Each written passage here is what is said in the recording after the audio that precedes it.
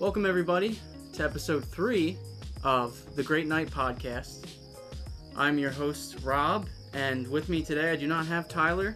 I have Darius Trusty. Oh, hello, everybody. Hello, Darius. How are you doing tonight? Oh, man, I'm tired. I'm wasted. I love you, darling. You haven't had anything to drink yet. I haven't had anything to drink yet, Robert, is the problem. No, I'm doing all right. That's good. That's good to hear. For those of you who are expecting Tyler, he has some scheduling issues recently he's trying to figure out. But, we wish him the best with that. For now, we're just going to keep having, multiple friends on the podcast, and it's going to be a great time. It's going to be a fantastic time. Tonight we got Darius, and I'm very excited. I'm glad you can make it out tonight. I'm glad I could, too. You called me when I was asleep, and I almost didn't. And I was like, oh, fuck, Ross would be so pissed. I would have been sad. It's okay. Britt was my backup. So, right. Tyler couldn't make it, and then if you couldn't make it, I was going to call Britt in. But glad you can make it. Surprised you haven't done the fiance tag yet. Oh yeah, my fiance. Fiance. Tonight's topics, we've got a girl who breaks her retainer when she saw Michael B. Jordan shirtless. I remember that. That's not a huge topic, but it's something I want to address. Then my God! All right. We've got OJ Simpson's alleged murder confession that everybody's been talking about. Nintendo Direct, Black Ops 4 announcement. Days Gone, delayed until 2019. Real versus fake facts. I'm going to be reading some facts for Darius, and we're going to see if he can determine the real ones versus the fake ones. And you can also play along at home.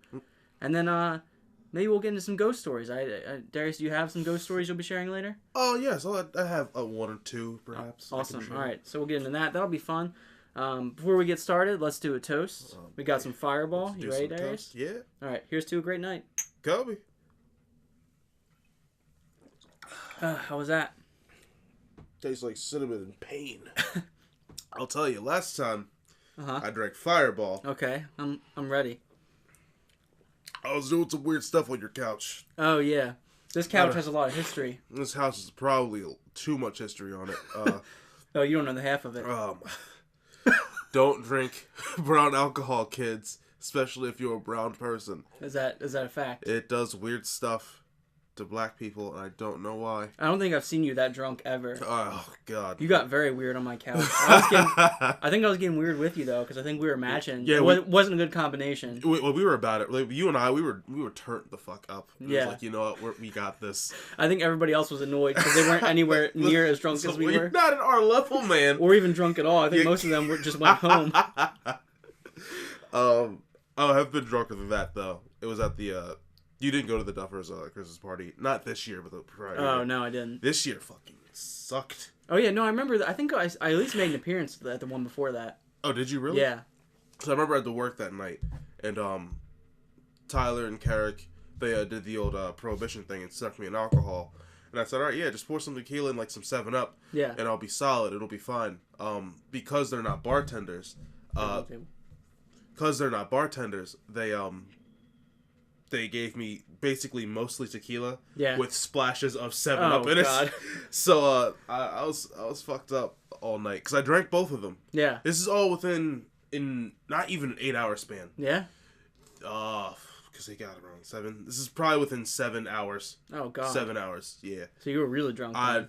Well, I don't know. I don't ever want to see you drunker than on my couch, so I couldn't imagine that. No, one of these days, we're both gonna have to set a personal best. We're just gonna have to go out and black out together. If I set a personal best, Robert, I don't think I'm gonna make it back home alive. All right. Well, challenge accepted.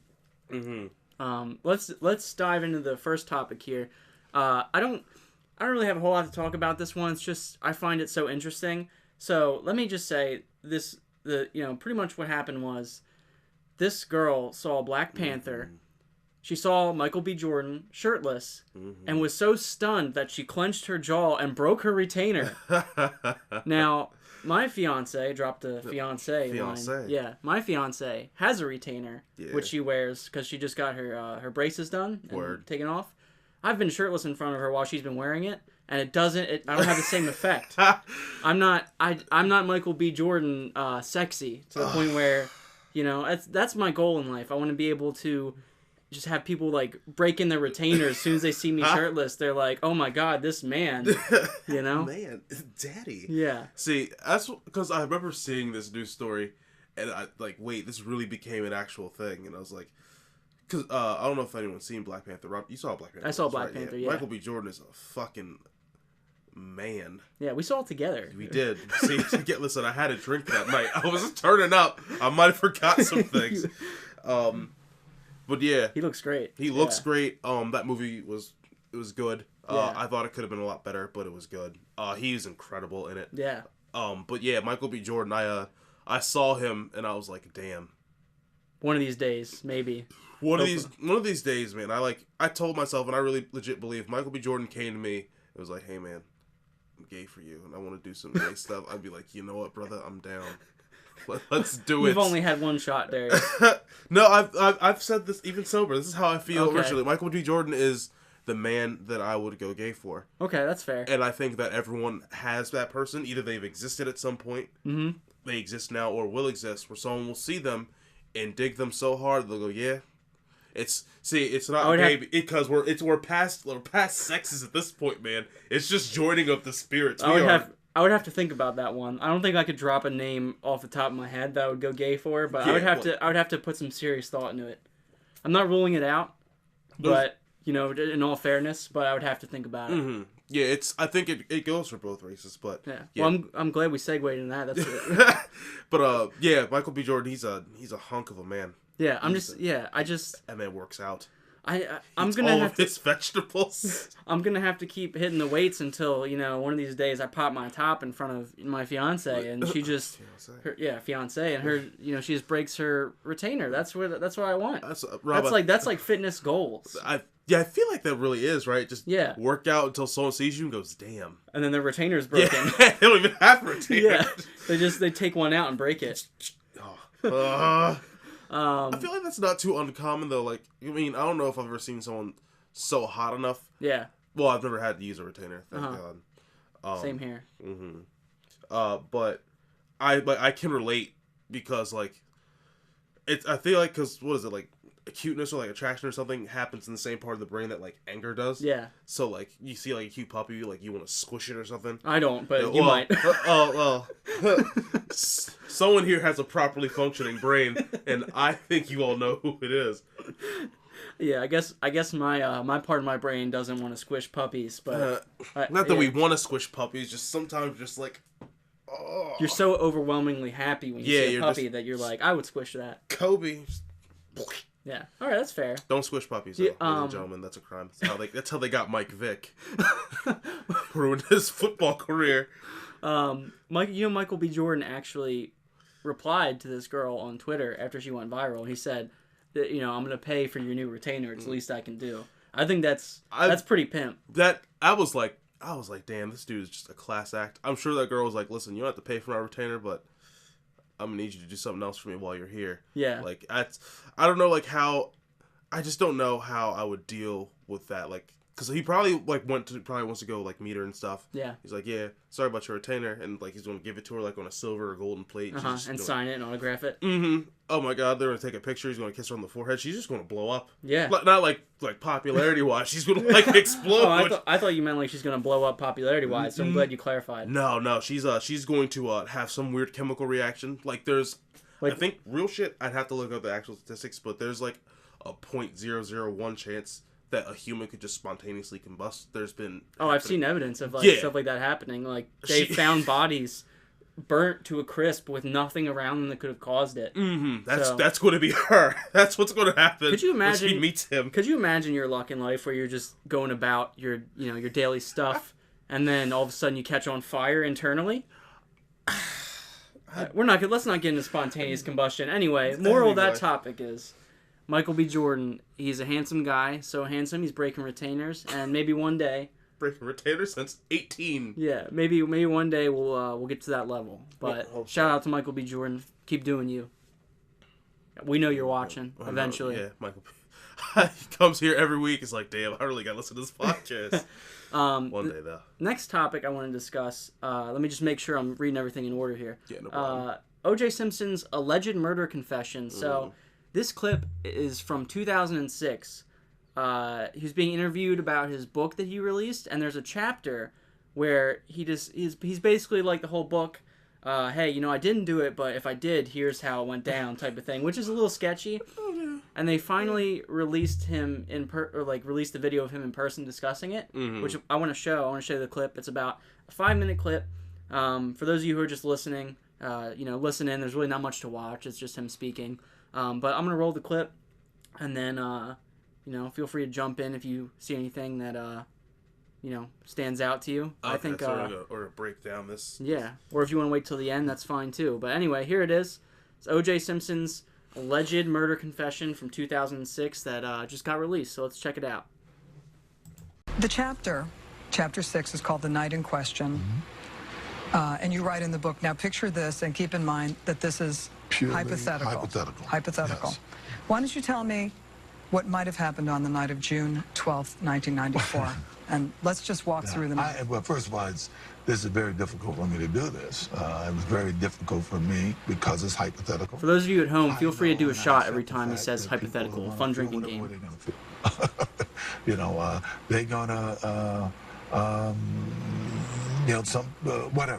whatever they want to feel. In the book, the hypothetical is Charlie pulls that up. Charlie. This guy Charlie shows up, the guy who I had recently become friends with, and I don't know why he had been by Nicole's house, but it told me you wouldn't believe what's going on over there. And I remember thinking, well, whatever's going on over there's got to stop, right? So we kind of hooked up together, and I'm kind of broad stroking this. We go over.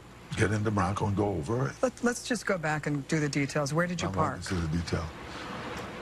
You park in the hypothetical in the alley. Right. You park in the alley. Yeah. And you put on a wool cap and gloves. In the hypothetical, I put on a cap and gloves. Right. Yeah.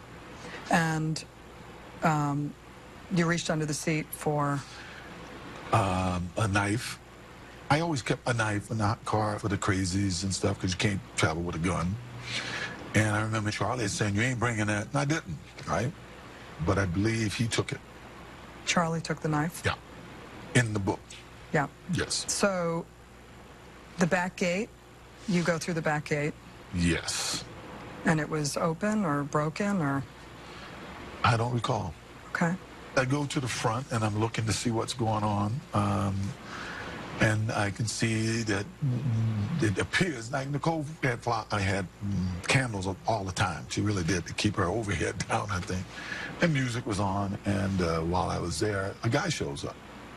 So Ron Goldman comes in the back gate. Yeah, a guy I really didn't recognize. I may have seen him around, but I really didn't recognize him to be anyone. And in the mood I was in, I started having words with him. He says to you, I just came by to return a pair of glasses. Judy left them at the restaurant. Yeah, words to that effect, yes. And he was I don't know if I believed it or didn't believe it. It was pretty much immaterial because, I was more concerned about everything that was going on, and was fed up with it, I guess. And you get into a fight. Nicole comes out. A verbal fight. Got a little loud, and by that time, Nicole had come out, and we started having words about who is this guy, why is he here, what's going on. And she says, this is my house, get the F out of here. Yes, and which I didn't like because, once again, this is the same person, and if you read the book, you'll see some things that happened in the 2 weeks leading up to this that were very, very irritating, and I think Charlie had followed this guy in, wanted to make sure there was no problem, and he brought the knife. As things got heated, I just remember Nicole fell and hurt herself. And this guy kind of got into a karate thing. And I said, well, you think you can kick my ass? And I remember I grabbed the knife. I do remember that portion, taking a knife from Charlie. And to be honest, after that, I don't remember. Except I'm standing there and there's all kind of stuff around, and What kind of stuff? Blood and stuff around.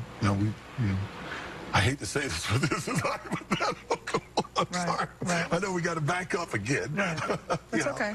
I want to back up. This is hard. This is hard. I know. I want to back up to try to make people think that I'm. No.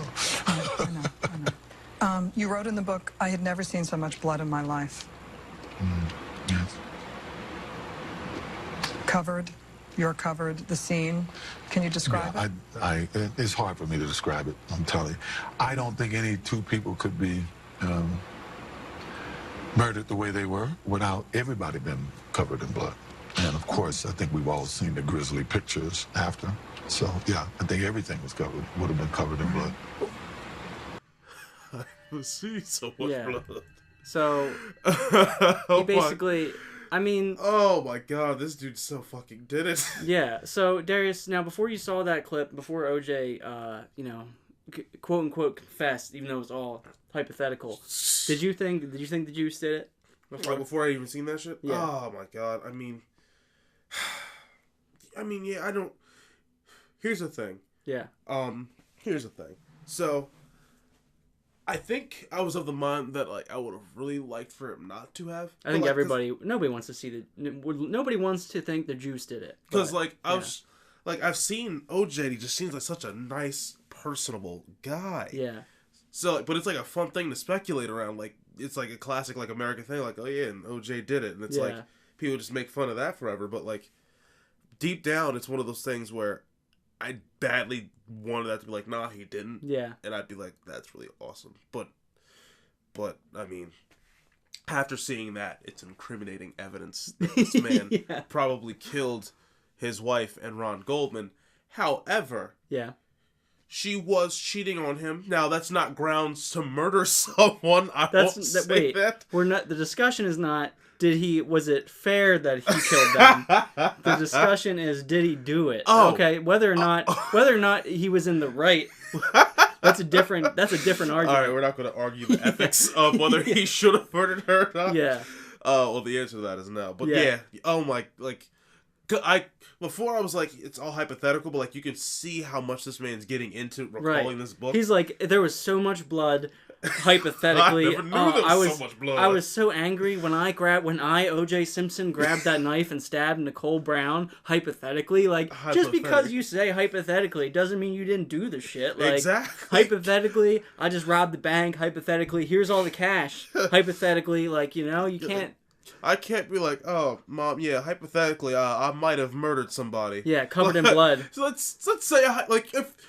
in any type of fiction or even in real life, if you go up to someone and say, well, hypothetically, if I were to do this, normally 80% of the time you probably did some shit and are trying to gauge how someone would feel about it. Right, if you walked up to your girlfriend and you're okay, hypothetically I might be gay, and then you kind of go to see where they go with it. Yeah, you're probably gay. Yeah, but I'm calling you out. Yeah. Oh my god. Oh, it was I knew it. Oh, I'm sorry.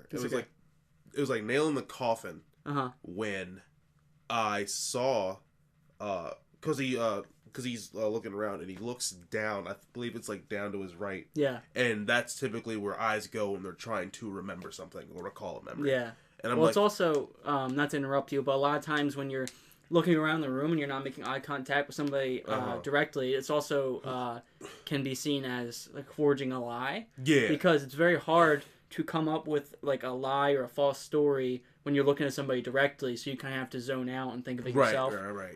But yeah, that could also recalling a memory is the same thing. Yeah. You're trying to. Yeah. And it's I feel like recalling a memory. I mean, it could. I don't know how long ago it was that he wrote and published the book. Yeah. Well, I think it was 2000. It was around 2006 because that's when the clip was. 06 was a good year. 06 was a very good year. 06 is the year I got. My dad got me my PlayStation 2. Nice. Mm-hmm. Yeah. 07 was a good year too. 07 was a great year as well. Yeah. Madden 07 was the shit. Yeah. I'll tell you what. But yeah, he's just he's avoiding eye contact. He's looking around, but before it starts out kind of lighthearted, and I can see if it kept that vibe because it's all right, he probably just wrote this book and is really is just being hypothetical, just paying fun with it. Yeah. But he gets super into telling the story after a while, so much that he has to back up and be I forgot. Yeah, it's hypothetical. Yeah, just so you know. Juice. That's not, it's not how it works. That's not a good look, baby. Yeah. Oh God. Yeah.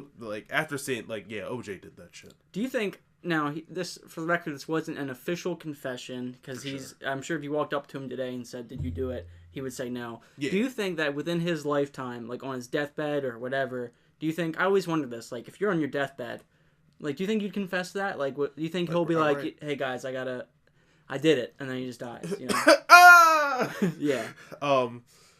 I mean, real shit, it wouldn't surprise me now. Yeah. If he were, like, just to go on national television, like, right now and be like, yeah, I did it. Because, like, they can't get him for it. They can't, but, I mean, imagine the hysteria. Like, how would...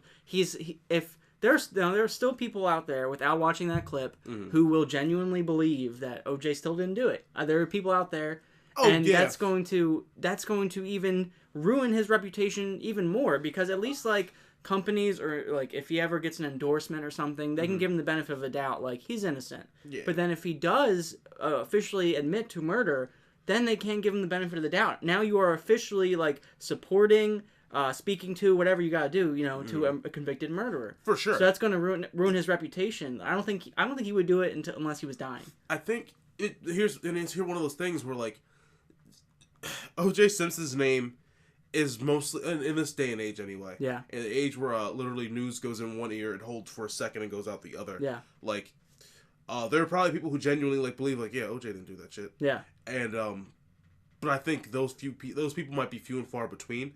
And like I don't know anyone who's, I can see if OJ, like, he seems like he's just chilling out as of right now. Like he's just kind of resting and relaxing the rest of his life. Because like I don't see anyone who's going out and being like, the juice is limitless, man. Yeah. We gotta go sign up for that deal. I feel like, even outside of the murders, like OJ has done some pretty like weird and controversial shit over the years. Yeah. And I feel like, on that merit alone, yeah, like there probably aren't too many places that are like, gotcha. Yeah, we're gonna sign you, give you a deal, whatever. Like, I think he just has like, it's like tangent, but I'm not gonna get into it real quick. It's like it's like why Colin Kaepernick didn't get signed by any team in the NFL. It's like. He did some controversial shit. Did some controversial shit. They don't want the headache, so they're not going to deal with it. Be apples to apples in the same sense. So like, but I guess get back to your question. I mean, I could see on his deathbed definitely just like cleaning the plate, like, yeah, I did that shit. Confessing your sins. I have some debt in Mexico. Yeah. I got $80 million in Florida. Exactly. Yeah. I have an illegitimate daughter somewhere. Right. In the Andal Mountains or some bullshit like that. Like, yeah, I can see him doing that. Yeah. I mean, I definitely don't see him doing it within his lifetime as long as he's still living. But yeah, I would not be surprised if on his deathbed he confessed. I would. If I committed murder. You know, I mean, because we don't know what happens when you die. Maybe you want to think, like, if you confess, you go to a better place. Yeah, like, bring a priest in, just basically do a whole... I'm sure he's gone, like, even now, like, I don't know if OJ's a God-fearing man. Yeah. But I'm sure he's, like, at some point, up to this point... confessed to somebody. Yeah, he said something... Someone knows for sure all the stuff that OJ Simpson has done in his life. Oh, well, I wouldn't be surprised if Robert Kardashian knew during the trials. He might have... Because that was his best friend. He might have... Now, I don't want to go on a tangent either, but there's a whole conspiracy theory. Those of you who are listening out there, there's a conspiracy theory that Robert Kardashian hid and got rid of the murder weapon from OJ Simpson. Feel free to look into that. We're not going to get too deep into it. I will look into that later because I did not know that's what happened. I didn't know their relationship ran that deep. Oh yeah, they were really good friends. The whole reason that he represented OJ was because they were friends. He wasn't even a lawyer at the time. He renewed his license just to represent OJ. Sure. And that's how the Kardashians got famous, because of him. That's the fame behind the Kardashians. Kardashians getting famous on black dick since 1995 or whenever the hell that happened. Oh my god. I have such opinions on the Kardashians and genders. It makes me angry. All right, well, let's wrap that topic up before we get too deep into. Let's do that. I'm about to get angry. But yeah, so I mean that was interesting. Next topic, here's a great segue. Nintendo. We're going to talk about Nintendo Direct. Now, for those of you who aren't gamers out there that are listening, this is a gaming segment, so we apologize if you can't follow. But it's going to be a great year for Nintendo. This is a very good year. Fuck me. Nintendo has just been hot dogging it since the Switch came out. Oh god, are you kidding me?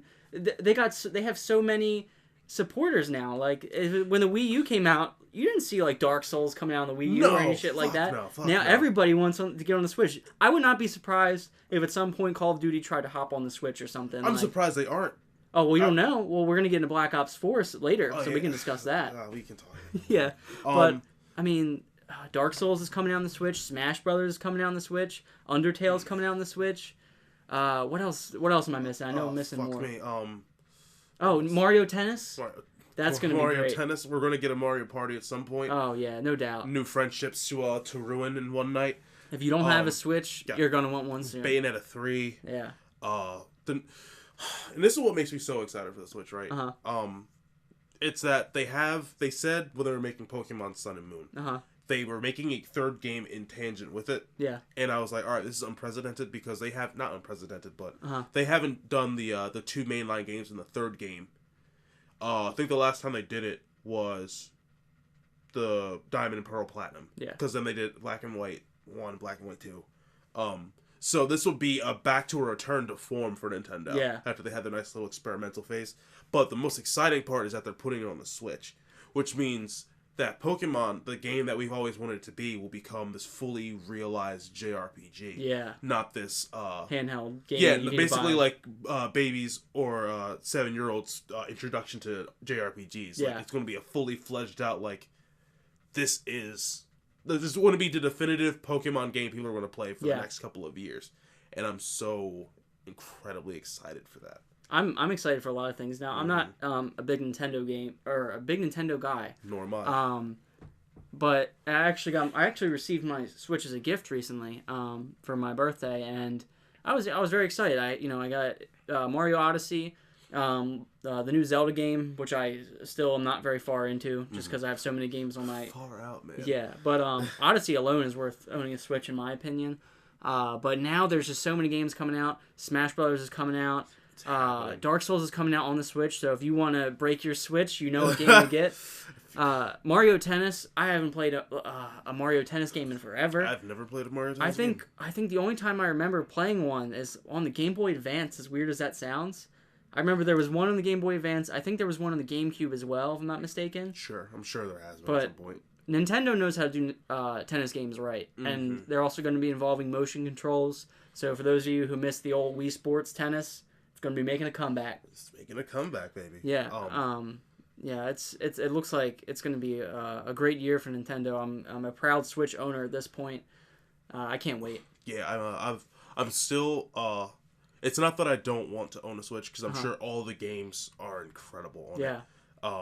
But it's just one of those, like, I need to wait for that game that I know I'm gonna like, and then just let all of the bullshit flood in. So you don't. So was there anything that was announced during Nintendo Direct where you said, "Oh crap, now I need a Switch"? Anything that is? Are you gonna buy a Switch because of any of those games that are coming out? I don't think so. No. Really? So what's maybe at best Bayonetta 3, but I haven't even finished playing Bayonetta 1, so like I couldn't. Right. I couldn't definitively say. Yeah. It's just like because I knew when the Switch was coming out, I was like, I don't really care about Zelda. Like, I don't really care about Mario that much. These are all games that will be, like, supports in sense. Yeah. Like, you buy... When you go and you're going to get, like... PlayStation 4, I know I'm going to have to buy this year. Because Detroit Become Human comes out. Yeah. I'm excited about that, too, my friend. I think me and you are the only ones... I think we're the only ones who care that deeply about those types of games. Because Quantic Dream is fucking...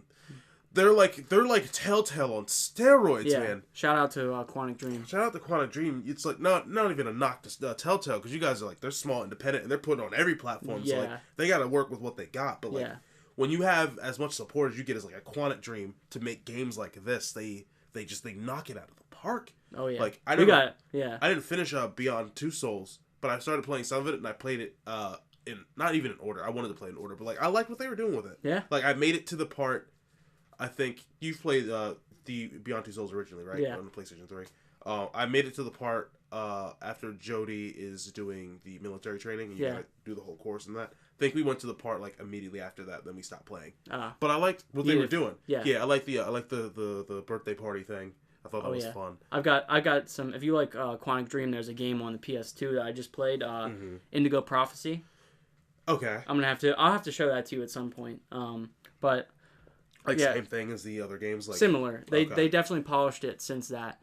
But what game would have to come out on the Switch where like if they said this game's coming out tomorrow on the Switch where you would go to the store and buy a Switch? It's the Pokemon game they haven't announced yet. Yeah. It's It's the biggest draw for that is that they said this is a core Pokemon game. Like you would play it on a handheld. I'm like, this is what literally since I've even gotten invested in video games. Like it's like Nintendo. Why don't you just full console? Why don't you make a killing on doing this? And I think it's because Iwata, rest in peace. Yeah. He was very traditional in the way he ran Nintendo. Yeah. In that they did things the Nintendo way, the way Nintendo has all the time, and it was respectable, and they were doing great. But for a while, it's just like they're not adapting to the market around them. They're trying to like force the market within themselves or make their own thing within themselves, right? Which is fine. Like I don't think that's wrong, but also I think that that's why a lot of third party did invest in them. That's why like you probably wouldn't get a Dark Souls on like a Wii U, not just because it probably couldn't run it, but you wouldn't get a Dark Souls on a Wii U, and all these other independent third party games that are coming in because Nintendo didn't play well with them. And now I can't remember Mr. Nintendo's name, the new Mr. Nintendo. He's very like, it looks like they're still being traditional Nintendo, and that like they're not, they're not going to say here's billions we're going to put into a powerful console. Right. We're going to still be innovative in the way we do things. But when it comes to our software, we're going to be much more friendly with third parties. We're going to do things that like we should have done a long time ago, but never did. Like I don't think Iwata. Well, maybe he was there. I don't know if he was there when they started doing it. Since I don't think they have anything for it. But Metroid Prime 4. Oh, okay. Was like a game that like everyone was like, "Where's our next mainline Metroid game?" I never played Metroid. Yeah, I don't I have haven't any really connection to it. But like that seems like something that in the Nintendo community is kind of important. But I don't think, because I think the way everything lines up, I don't think Iwata was there when they started working on Metroid Prime 4, and I don't think they would be if he was still in power. Because again, it's just the way, it's just traditionalism versus new thought, or I don't know what the proper word for that would be. So, the core Pokemon RPG game is the one that the minute they announced that and say this is what it's going to be, I'm like, all right, $300 for Switch, that's not a big deal at all. Whatever, that's like, I don't know, that's like 30 hours, maybe more at work, but like still sadly that's 30 hours of my life, but like that's fine. You know, my thing is, I think one of the reasons why they're holding out on releasing Pokemon on the Switch is because they still need to sell, the 3DS. They still want to sell the 3DS, and I feel like right now the Switch is kind of, since it's such a great like portable console and also a console you can have at home. Like my thing is, I'm not a big fan of handheld consoles because when I go out places, it's usually to be social. It's not like I'm going to be sitting in the corner playing my 3DS, playing my PS Vita, whatever. Very rarely do I have an opportunity where I'm like, you know what, a handheld console would be great for this moment. Right. So I think they're still trying to sell the 3DS to people like me who are going to sit at home on their couch and play Pokemon, Hey, you could take that outside. It's like, no, I don't have to. Yeah. So I feel like they're still trying to boost those 3DS sales, and I feel like that's one of the reasons why they're not going to be releasing Pokemon anytime soon, or at least until the end of the 3DS's shelf life. Yeah, I think, because from what I'm understanding, I'm sure they'll do remasters on it, but I think Pokemon Sun and Moon 2, or Ultra Sun, Ultra Moon, I think is what they called it. I believe that was the last mainline Pokemon game they were putting on Nintendo's handhelds. So maybe they are going to be the ones. I think the new Pokemon game is going to be on Nintendo, and I think for the the Switch, and I think for the immediate future, that's going to be where Pokemon just kind of is, because I guess in their eyes, like, this makes sense. Yeah. Even though Pokemon is still one of the best-selling games they have on handhelds. I guess they were just like, it makes more sense to put it on the big one. Yeah. But, yeah, I remember them saying they still want to support the 3DS, and I think they can still do it, because I think, because they exist in two different worlds, because, as you said, like, your Switch is probably just mostly going to end up staying here. Like, you have no point to take it out of your house or whatever. Traveling with it is nice, because airports and stuff, airplanes, that's the only time where my Switch has truly come in clutch. Right. Like, like, even for myself, like, I commute to work when I go to work, wherever I go. Right. So, a Switch would be ideal for me. Right. Being in an Uber, on a bus. Yeah, like, if you travel a lot, like, and you still, like, play video games, like, the Switch is such an excellent choice. It's an ace in the hole. But, yeah, you still have the same point where, like, it still kind of couples as a handheld, and I was always afraid that the Switch was going to cannibalize the 3DS. Yeah. Because they did this weird experimental thing where they put a lot of games that was on the Wii U on the 3DS as well, and I thought that was a bad idea, because most people have a 3DS, they're just going to buy and put on the 3DS. Exactly. If they can, not go out and buy a Wii U for this game. Yeah, especially if they don't have to. I feel like there's definitely more people out there who own 3DSs than Wii U. Oh yeah, I think from what I'm understanding, last time I checked the number, is like 40 million 3DSs in the wild. And I think Wii U barely broke 10. Maybe it was like at 1 million. Yeah, that's... Like, they sold as much as the Vita did. Yeah, the Wii U wasn't really great, but Nintendo made a strong comeback. We'll give them that. My next question for you, I know I brought this up to you before the podcast started and was able to give you time for this, so I can't wait to hear your answers. If you could pick 5 characters, it can be from anywhere, like TV shows, whatever, movies, literally anything. Any 5 characters that, if you had the option, you would put them in Super Smash Brothers. What would they be if you could pick 5 people? 5 people. Or characters, whatever. The first one that immediately comes to mind is Goku. Goku? Yeah, that was something people tried to lobby for in the new Smash Brothers that happened. I'm surprised Nintendo couldn't make it work. Yeah. But yeah, I feel like he would be such a cool addition, especially what they do now, because they have like the final Smash thing, and it's like it just kind of fits because like he has all his fight moves or whatever, he has all his blasts for like distance or whatever, and then his final Smash would be like if he went Super Saiyan or something and did like a Spirit Bomb or something of those natures. Like his just the way everything matches up, it makes sense that he would be in there. But I guess that maybe they just couldn't get the licensing for the character, or something. But I feel like that they could have made that work. That would have made waves. Like that almost I think would have been bigger than if they got Cloud. But Cloud was a very big deal. People freaked out about that. I'd say either Sora or King Mickey from Kingdom Hearts. Oh, I didn't even think about Kingdom Hearts. It's a good idea. Yeah, because that would be pretty incredible. I don't know how the movesets would work out, but I'm not. It would look pretty. It would look pretty. It'd be fun. People would freak out about it for sure. Oh, yeah, I can already imagine Sora yelling deep freeze. And... Deep Final Smash, just deep freeze! Throw some snowflakes. Yeah. 150 damage immediately. Oh, man. We should make our own Smash game. Real shit, I saw someone on Twitter. I think I might have retweeted it, I'm not sure. Someone said, why doesn't Marvel and DC do a Super Smash Brothers type game? Well, isn't that just Marvel versus DC? I don't know if there was a Marvel vs. DC game. I thought it was like something Mortal Kombat. No, not Mortal Kombat. Oh, Mortal Kombat and versus DC Universe. Yeah, something like that. Yeah, but that's not like Smash. It's just funny. Yeah. That's just.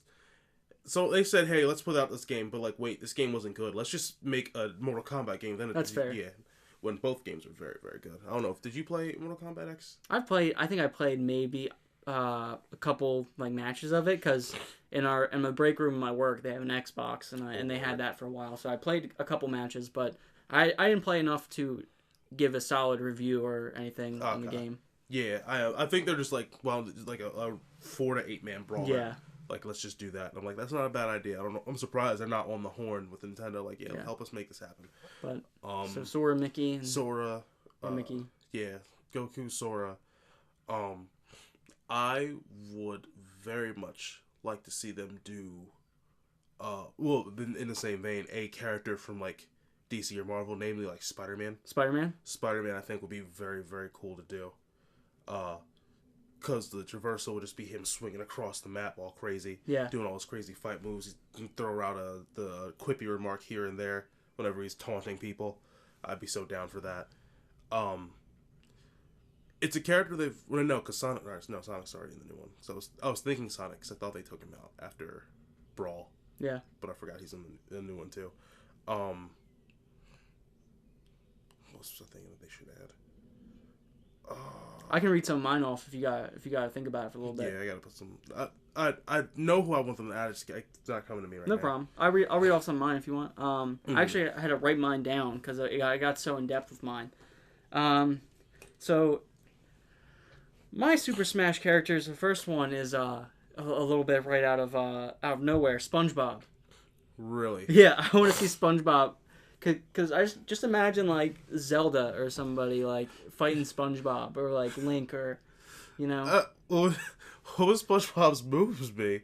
He could. Well, I don't know if you remember playing the SpongeBob games on PS2, but he had a whole bunch of cool moves. He pulled out like his jellyfish net. That was like one of his weapons. That'd actually be pretty incredible. Yeah, he had this cool like tongue slide move where he whipped his tongue out and slid on it. Like, I'm telling you, the possibilities are endless with SpongeBob. The only game I remember SpongeBob from was there was like it was like the Nickelodeon universe or whatever like collided on itself and they had to save it.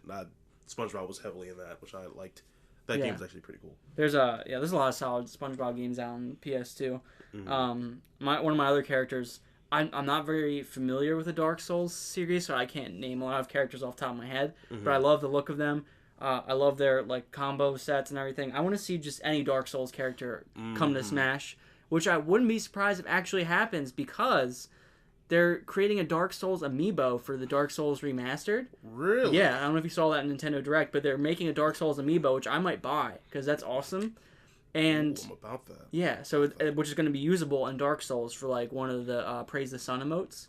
So I wouldn't be surprised if they put a Dark Souls character into Super Smash Brothers, and then that amiibo also was useful for that.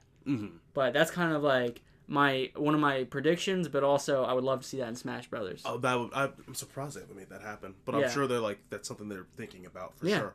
That'd be really cool. Another one, Dovahkiin from Skyrim. I want to see him come to Smash because I think a lot of my things besides SpongeBob ties into the Switch, like what games they've been releasing that are third party or whatever, like games that aren't Nintendo, like Skyrim. I would love to see all these characters come to Smash, and I think a smart marketing tactic that if Nintendo wanted to do this, I mean, some might find it not great. I think it'd be smart if you own games like Skyrim or if you own Dark Souls on the Switch, then you unlock the characters for Smash. I think that would be cool. Kind of like hey, thanks for supporting these games. Yeah, here's this character. Yeah, there you go. Right. Yeah, I think that would end up being pretty cool. Yeah. What was I gonna say? Yeah. I feel like you can still probably get the character if you don't have the game though, right? What? If you're like, oh, I want to get the Dovahkiin Smash character, but I don't want to buy Skyrim. Just buy the character outright. Yeah, or maybe early access. Like you could unlock them earlier. Oh, so like maybe you have to progress further to unlock Dovahkiin or a Dark Souls character, and then but if you own the game already, you unlock them earlier, provided that they're not overpowered from the start. Stuff like that. I don't know. Just hey, Nintendo, hire me. I can be your ideas guy. I have a bachelor's in game design and development. So hit me up. I hate coding, so don't make me do that. Just make me think up the stuff. Maybe storyboard it. I'll be your idea guy. I'll sit in a big office, pay me lots of money. We'll be good to go. Another Super Smash character I want, Cole Phelps from LA Noire. Cole Phelps from LA Noire. Have you ever played LA Noire? I have played LA Noire. Yeah, he's like the main detective. Yeah, I want to see him. He could have a cool move where he throws his hat at somebody. He could do Or if he gets to a brawl and starts losing health, his hat just kind of falls off. Yeah. Fight. He could pull out his notepad and start yelling at people and shouting, move sets. That'd be cool. Oh my god. I want to see that happen. That would be incredible. That's my thing. I feel like my Smash characters, I feel like they're not too far out of reach. You could, with all these games that are being brought to the Switch, they're technically Switch games now, and a lot of Smash games that have come out have been characters from Nintendo games. So why not bring these other characters on board? Hey,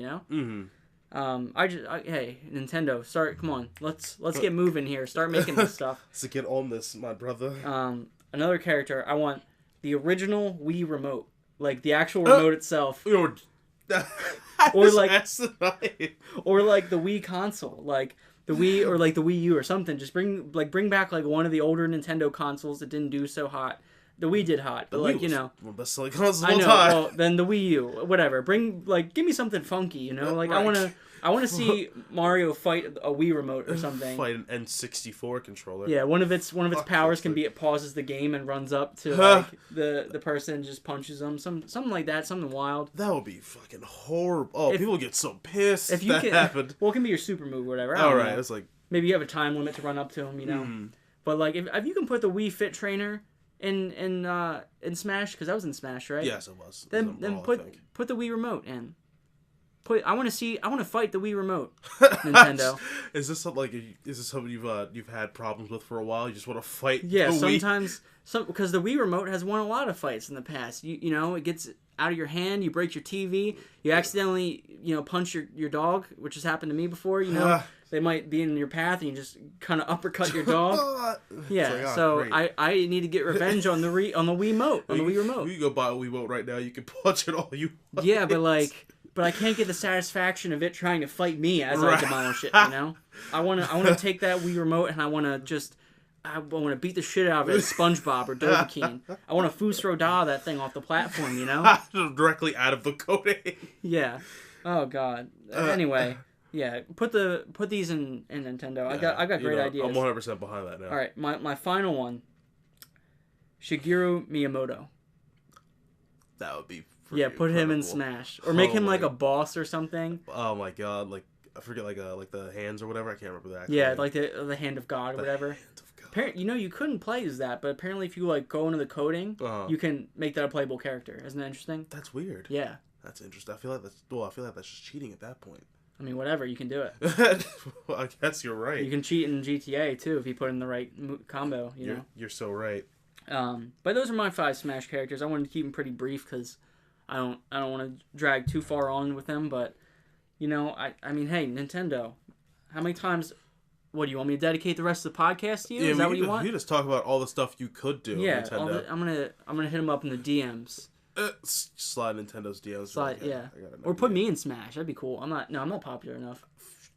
I will get there. This podcast will get me there. Maybe they could do like a make your own Smash character, not like the your me or whatever, but like WWE style. Yeah. Oh man. Like, here's your now photo. We're getting somewhere. Here's your photo. You can put or do like online or whatever.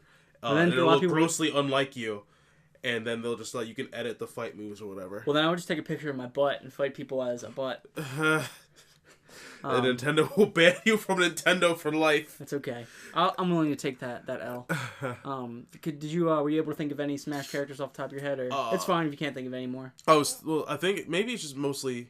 I'm surprised they don't do more anime characters. Oh yeah. Because there's an anime I've been watching called My Hero Academia, and maybe they can get it done recently. But it's about this kid who sorry. No problem. It's missed call. It's about this kid who gets superpowers. So they live in a world where it's mostly superpowered people. He gets them, and basically he just has the powers of Superman, but he can't his body can't handle it, so it constantly breaks on him, whatever. So it's even though it was kind of recent, I'm surprised. I mean, it could be insert anime character here. Could be Luffy from One Piece. It could be Naruto or something like that. I'm just surprised they don't have any character from an anime like that in there, even though they got people from Street Fighter. I don't think that's anime, but still. Yeah. So I mean, or even if they had I would love to see all the DLC from Rock Band and Guitar Hero, how you get all these songs just add up crazy amounts. Imagine if they just made a Smash game where you could just buy extra characters for DLC, and they had endless libraries of all these awesome characters. Oh god! I feel like they get down with that. They might get into the issue where people are like, man, Nintendo's they're just trying to jack me for all my cash. I feel like people give Nintendo a pass for that, though. Yeah, well, Nintendo can get a lot of passes. Well, yeah, they've stockpiled their goodwill to this point. Yeah, they've got a lot of get out of jail free cards. Someone might say too many. They have an excessive amount of get out of jail free cards. That's what happens when you spend a lot of time hot dogging it. But yeah, we can move on to the next topic. Yeah, so that's Nintendo. We got balls in your court. Okay, we pitched the characters to you. Make it happen. My balls are in your court. My balls are directly in your court. Handle with care. The new Call of Duty just got announced. I almost said recently. It just got. I was gonna say released. The new Call of Duty just got announced recently. Call of Duty Black Ops 4. I gotta say, when I saw, I'm a little bit disappointed. I was hoping after Call of Duty had the smash hit World War II, they're like, we're gonna keep dialing it back. I think what had happened was, and what's happened, I think it's the dev cycle. Maybe they're like, yeah, we didn't realize how much of a success this would be. Yeah. So you think they were already working on Black Ops 4 by the time World War II was out? Black Ops 4 started getting worked on the media. What happened after Black Ops 3? Infinite Warfare? Oh, man. That shot, I don't know what's going on, man. I don't know what's going on. I don't remember. Yeah, okay, so it's on year 3. So yeah, Black Ops 3, then Infinite Warfare, then World War II. Then, so yeah, I'm saying for sure Black Ops 4 was in development before World War II even was announced. Yeah, that makes sense. I mean, these games, as much as people like to give them shit, it's the same game every year, which I disagree with. I think they're similar, but not necessarily the same game. Yeah.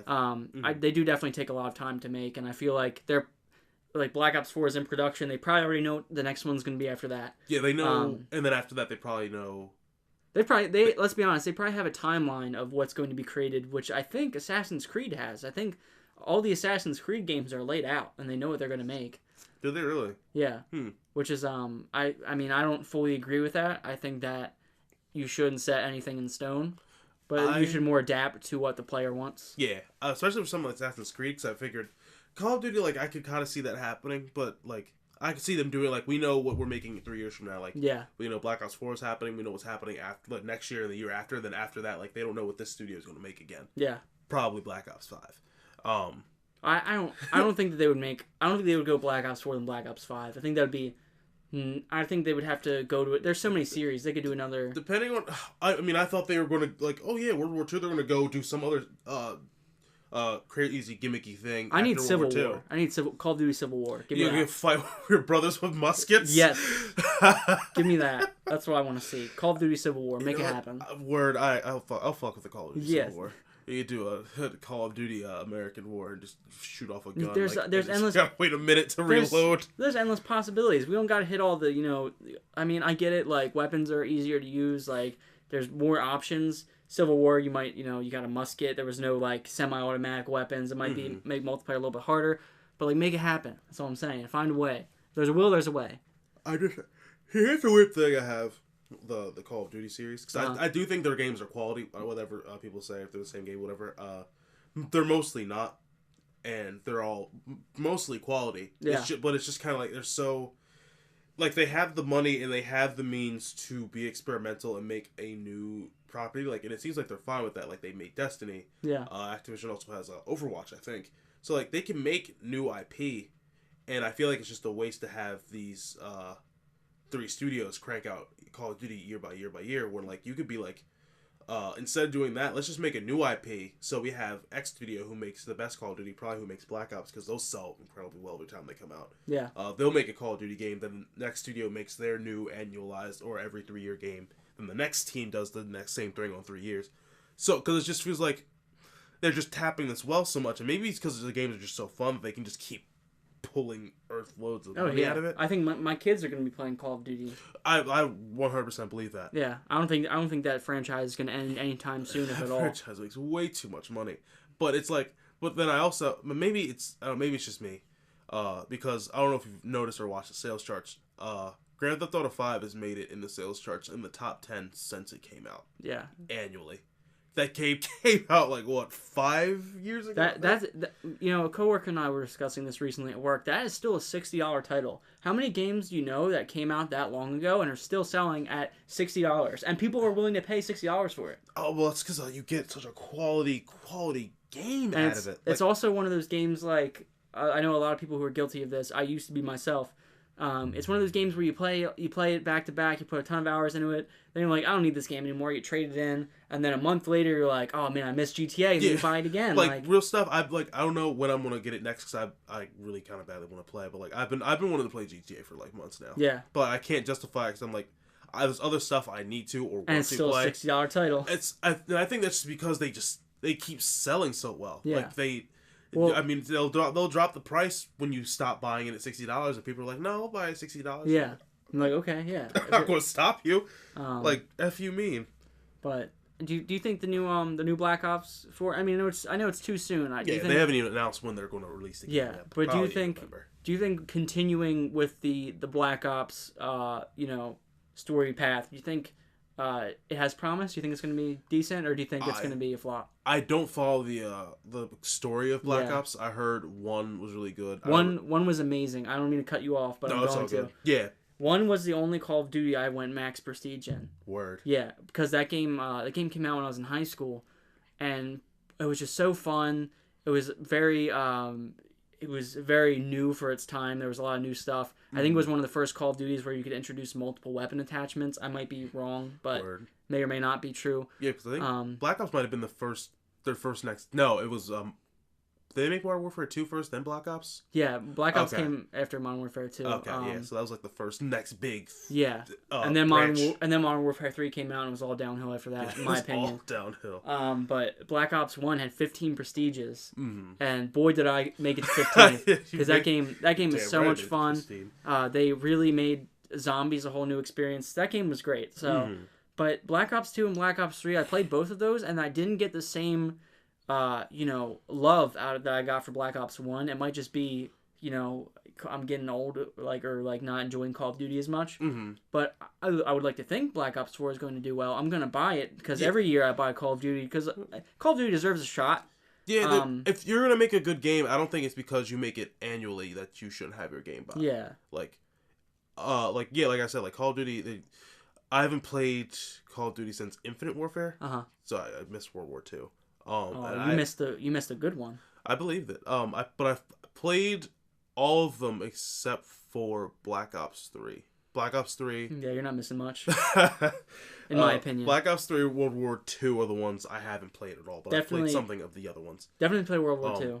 I can't speak for the story because I have yet to play the campaign. I started it, didn't finish it. But the multiplayer is a lot of fun. Yeah, it brings me back to the good old Call of Duty World at War, which I loved. Some people aren't a fan of Call of Duty World War II, but what makes me mad is a lot of people who aren't enjoying that game are people who are being biased towards it and looking at games like the Advanced Warfare. Their argument is there's no jetpack. Why can't I run up walls and stuff? And dude, it's not meant to be that. You can't call the game bad for what it's not trying to be. Right. People give Advanced Warfare a lot of shit. That's actually my favorite Call of Duty game. Yeah. I fuck because it was everything because they added the jetpacks later in the game and they gave them more weight, made it less zippy. But I loved how zippy it is. Everything. It felt like what's the game I'm thinking about? Titanfall? Yeah, it's like Titanfall without the robots. It was just fast paced and hectic. Also a more polished Titanfall. Yeah. And I fucking love playing that game. That game took up all of the winter of 2014 for me. Yeah. For sure. I think I prestiged twice. Oh, nice. Thank you. Yeah, I think I haven't gone too deep into Prestige recently since Black Ops 1. I think I'm first Prestige in World War II, and I grinded a lot in that. It takes forever. I don't know how. I'll get people will send me Snapchats of them hitting max Prestige. I'm like, dude, how? You what do you do this for a living? I don't understand. Are there no other games you play? There's so many games I want to play. I'm getting Burnout at midnight tonight. I'm excited for that. I don't have all my time to dedicate to Call of Duty. I think. I just can't. I can't do it anymore. Yeah, it was easier in high school because I didn't have a job. It was just go home, play Call of Duty. When that's why I was able to do it. Play Call of Duty like I was able to in college because I think most of my job was either some low hour thing that I used just to get extra stuff here or pay a bill or two or something like that. But yeah, when it was just after I'm done school and I don't do anything else outside of school, fucking right, just went home, playing Call of Duty till I go to bed, go back to school. Yeah. But now it's adulthood, man. Yeah, adulthood is just it saps your time. Just having to do stuff for a living just ruins all of your free time. I remember when I wanted a job, my dad he told me he was like, don't rush to a job just yet because once you start working, you're never gonna stop. And I was like, yeah, but I want extra money. And now I look back at those days where I didn't work. And I was like, man, I miss them. Yeah. Fuck all that free time. Yeah. Just an excessive amount of free time. Because I always make the argument that I think there are way too many open world games now. Yeah. Way too many. And because I remember being a kid, I could just ran through Borderlands like it was no one's business. Borderlands 2. Ran through a X open world game here or there like it was no one's business. And I got older, I don't have fucking time for this. That's why I haven't gotten Final Fantasy 15 remastered yet. Because I'm still trying to get through The Witcher 3. Yeah. And granted, that's a denser and bigger game than most open world games, but it's still there's just so many. I know, and I don't have the attention span for some games. It's very hard for me to play a game that takes more than 2 or 3 solid sittings to beat. And what do you count as a solid sitting? I would say, probably 5 hours, a 15-hour game, something like that, where I could sit down on my day off and just play 5 hours of it. Persona 5, I'm at the 100-hour mark and I'm not done. Yeah, oh my god, that game's going to take you. I'm saying it probably anywhere from 10 to 20 more hours. That's fine. I'm enjoying it, so that's whatever. It's great when you get a long game like that and it's a good time. Yeah. But Persona, that's a time time sink if I've ever seen anything. Oh god. But the new Call of Duty, I would like to play it. I don't know if I'm going to, but yeah. I know for sure it's going to be a good game and fun game to play. But if you're a hardcore fan of the series, I don't know how you're going to feel about it. Yeah, I'm sure anybody who's head over heels in love with Call of Duty is going to pick it up. Yeah. At $60, I might wait. I don't know. It depends on. I'm gonna have to look at some gameplay footage again. This is very early in the announcement. They just announced a 40-second teaser. It didn't really show much. It was just hey, we're making Black Ops 4. Yeah. And I'm excited to see how it's going to be. Because I think they set the bar high with the most recent one, World War II, in my opinion. I'll have to get around to playing it at some point. Also, I think there's a lot to account that it's probably going to come out in November, and there are a lot of November and like the October-November area has a lot of games, but like. Well, no, I think they're actually switching it up. I don't think this year it's coming out in November. I forget what the date is. We'll have to look that up later. They're changing it. Yeah, which is what kind of caught my attention. They're freaking out because Red Dead 2 is coming out around that time. They're like, we can't run into that game. Oh yeah, they gotta work around Rockstar. Red Dead is going to teabag them until the next year, and they're like, we can't teabag, not right now. I forget what game came out later because of that. There was some game that came out recently, and was pushed back because of that. I think it was like Just Cause or something that was releasing too close to GTA, and they pushed it back. Oh, okay. Something like that, where they knew they couldn't compete. Nobody wants to. I don't want to get into a tangent, but sure. Kingdoms of Amalur. Nobody wants to turn down that road where you come out the same day of or the same week of Skyrim and get blown away. I think that actually came out a couple months afterward, like February. Yeah, but like I remember in February I was playing Skyrim. Like I didn't know what Kingdoms of Amalur was. Yeah, like everyone's like.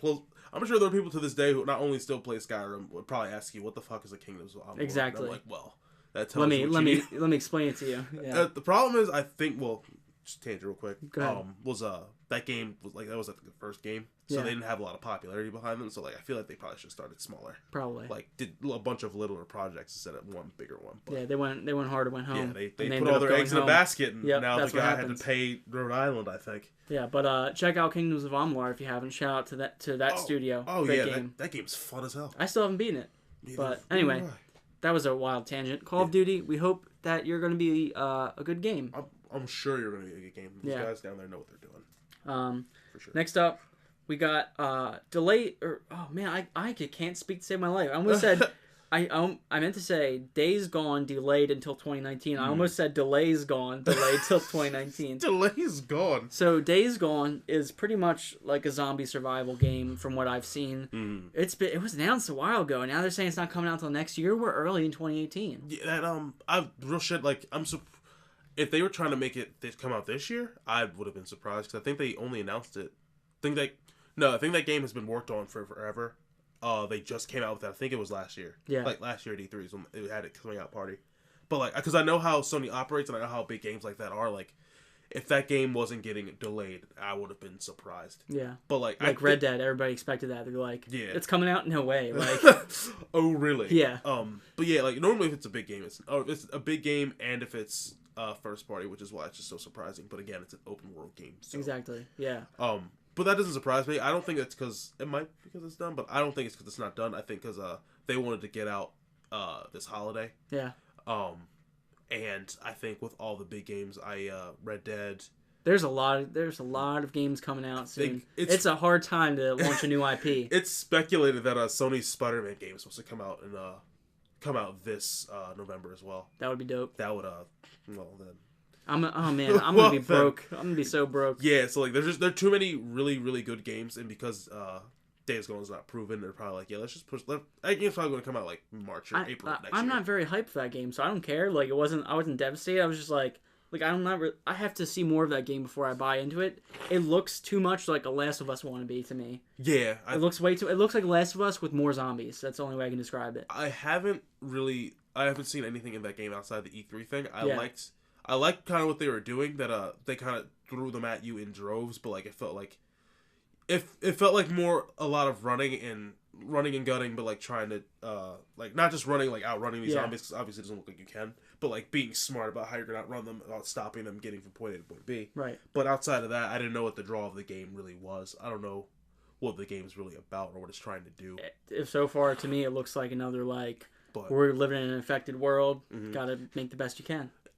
It seems like it, and if that's it, like if that's for you, that's for you. But otherwise, like, I mean, again, they could have gameplay videos out for that better explains what's going on.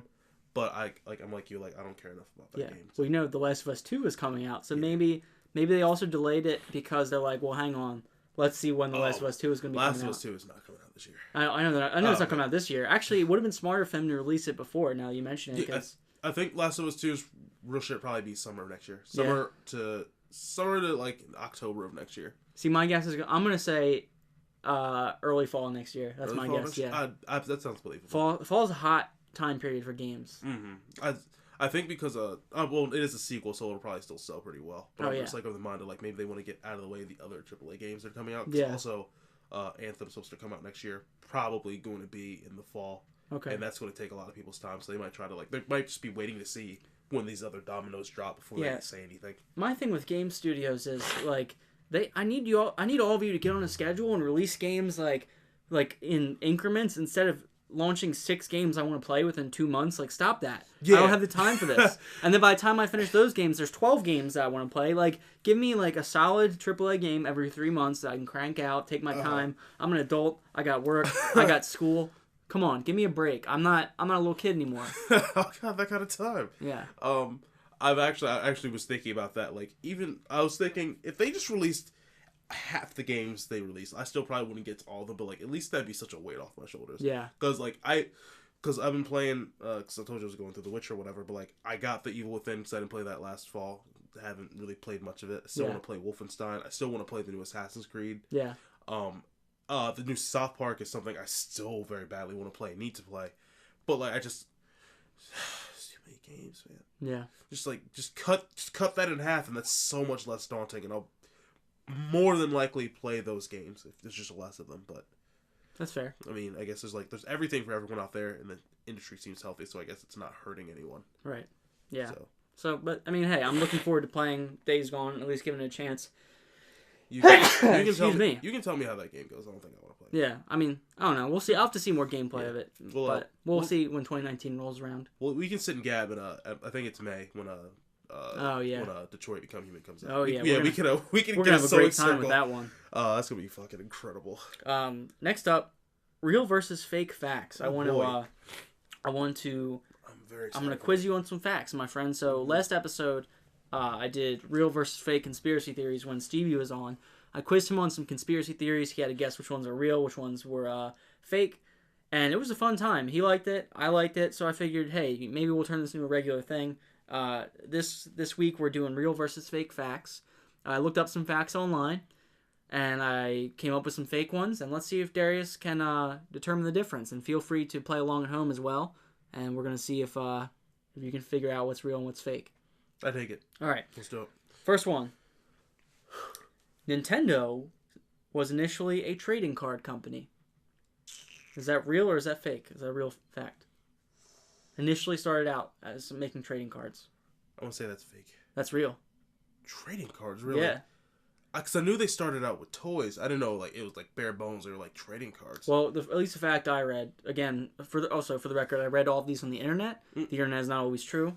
Some books aren't always true either. So yeah, I'll take them both with the greatest. But hey, apparently Nintendo started out as a trading card company. Yeah, that's fascinating. I would look into that. Feel free to look into these by on your own as well. Gladly. Here's the next fact. Mm-hmm.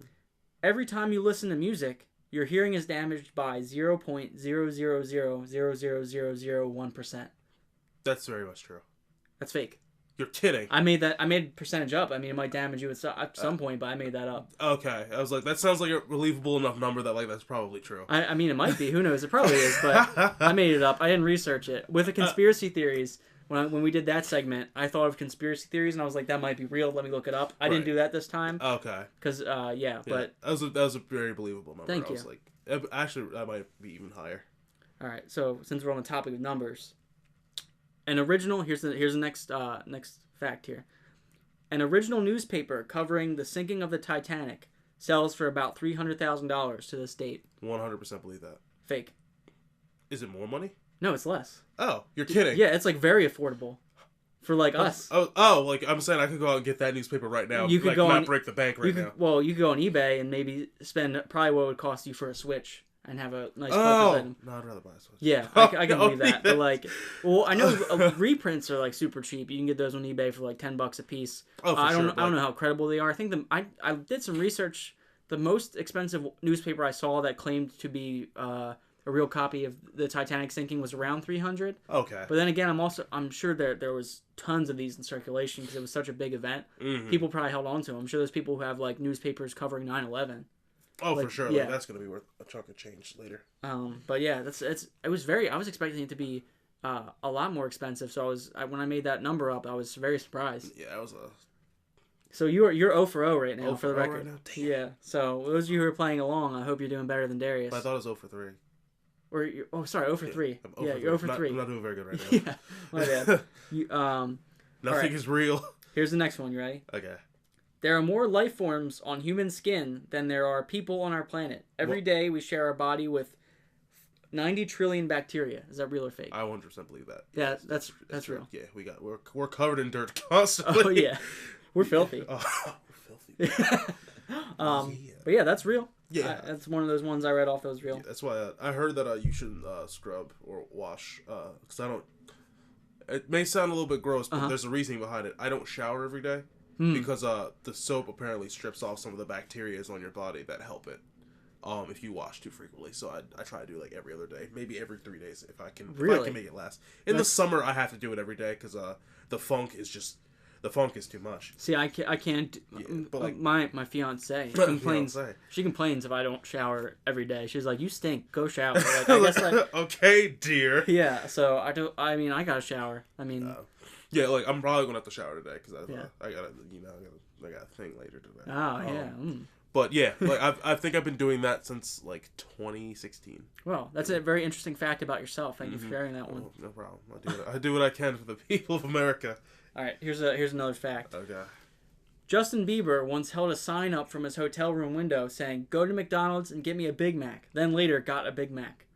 I believe that. You believe it? Yes. That's true. Yeah. Oh, like if you're gonna use fame for anything, I would 100% be like, yeah, can you go grab me something real quick? Just hang a sign up out your window. Hey, I'm hungry. That's my level of fame. I want.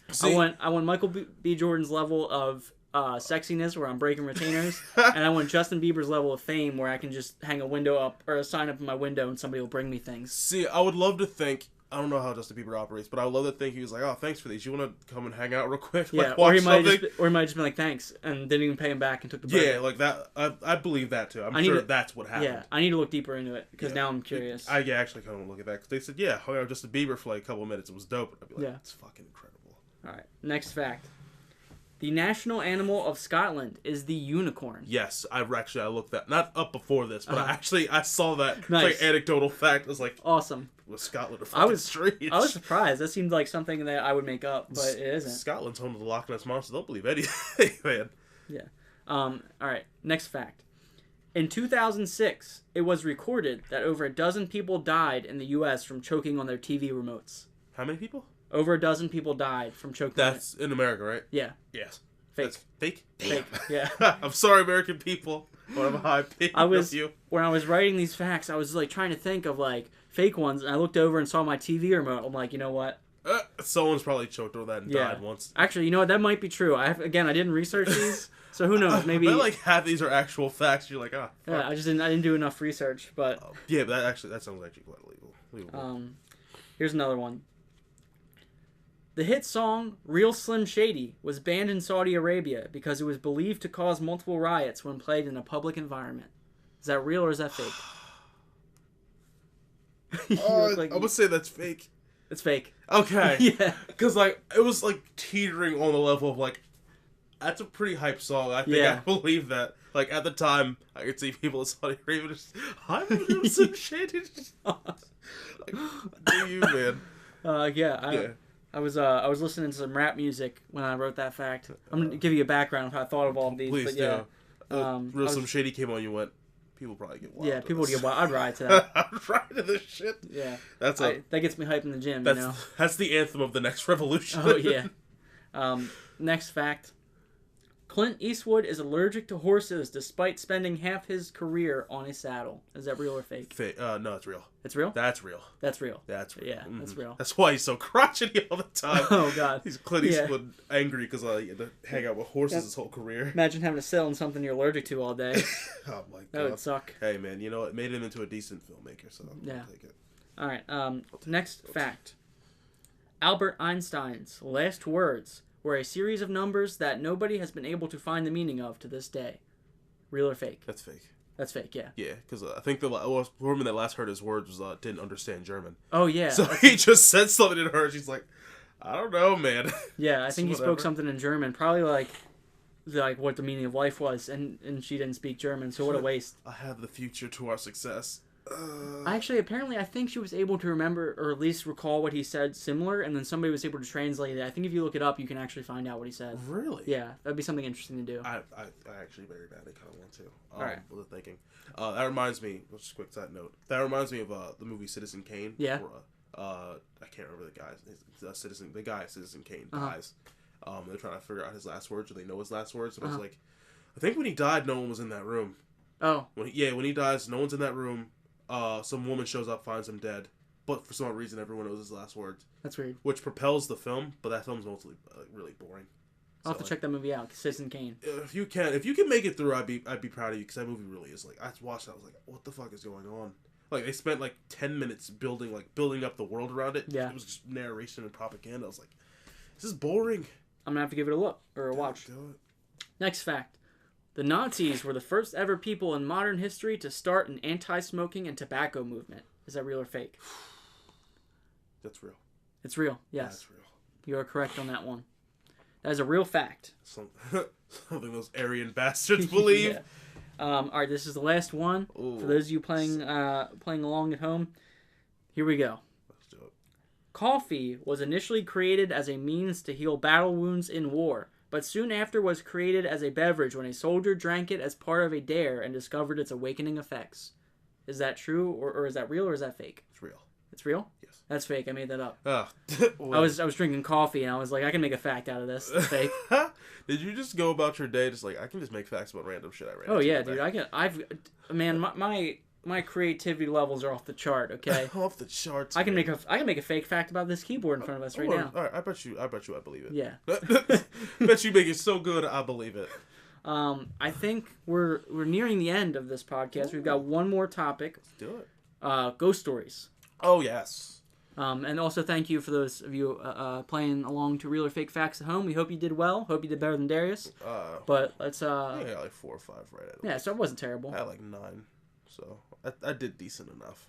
Let's get into ghost stories. So, Darius, I know you. I remember you telling me one strange one before. I don't know if it's going to be the one that you're going to talk about now, but feel free to share with us some odd occurrences or ghost stories or whatever you feel like sharing. What was a strange one? I'm not sure I recall. Somebody called you in your house and nobody was there. Or something like that? Okay, all right. So, I'm starting to realize that a lot of these things I think are realizations that aren't actually ghosts, but I thought they were ghosts at the time.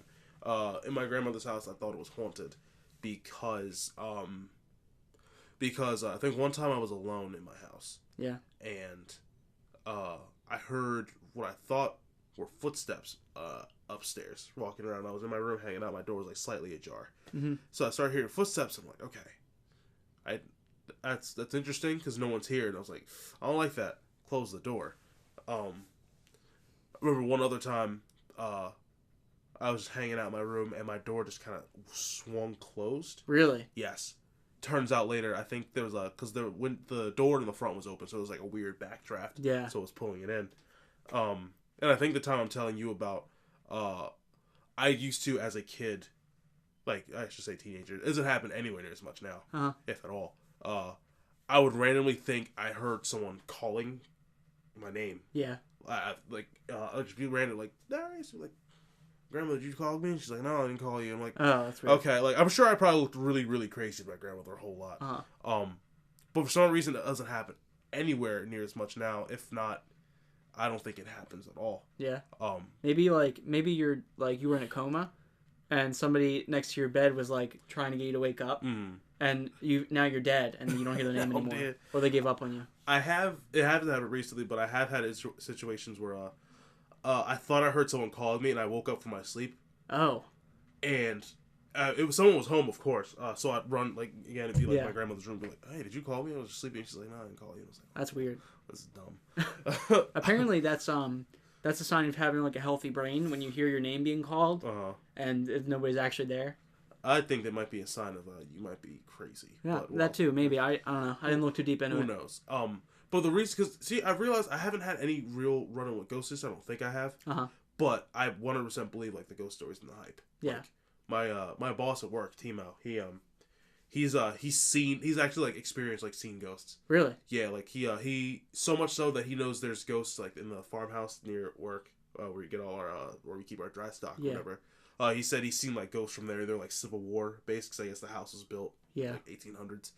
My ex-girlfriend, her house is haunted, and it was a little bit more sinister because she said they were kind of like premonitions, like she could like feel like vibes and stuff around her. Yeah. And she said in the house there was like a little girl that hung up in her attic, and sometimes she'd go and talk to her. She'd like talk back to her or whatever. Oh, that's crazy.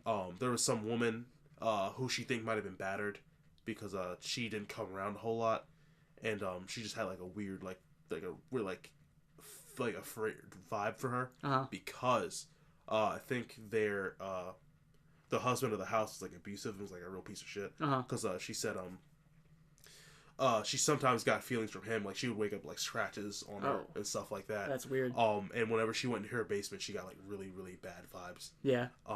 So she's like she's like, I hate going to the basement because she knows that he hangs out down there. Wow. But she actually said, hey, do you want to go upstairs and talk to this little girl that's in the attic? I said, bitch, what are you talking about? No, I don't want to do that shit.